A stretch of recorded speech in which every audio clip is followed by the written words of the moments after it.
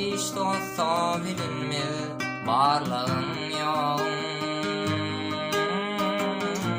Geçen dostladın aşnandan beter. Hiç dosta bilinmez barlığın yoğun.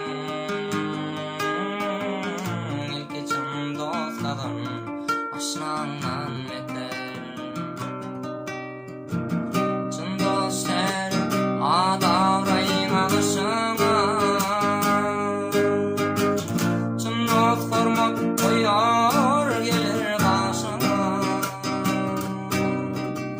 Çın dost balık kuşu itecek başıma. Çın dost derdi ağlar bukmandan beter. Her başa var ölüm barem ayraba. Çın dost kıyın gününde gitmez doğrunu.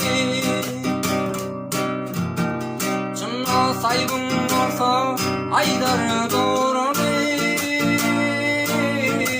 Çın dost dine kardır dermandan yeter.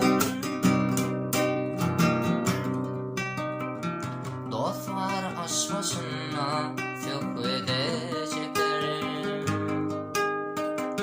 Dost var doyan günü duzunu depler. Başka dost var görüp yetirer deper.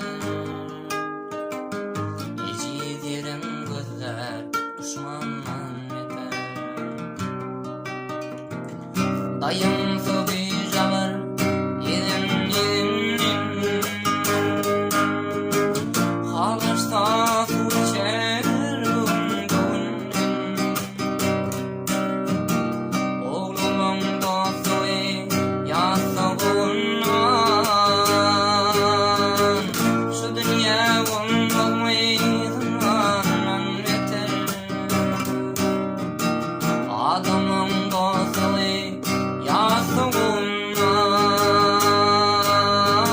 Şu dünya olmaydığından beter. Dostlar yaxşı gayar, yamanım yapar. Dostlar arayla toyda çapar. Dostlar bir desem üstüdün tapar. Dostlar başın korar, karnından öter. Ağaydır özüm şayadam. Kudretun güçlüsü dostluk yadan. Yaman mı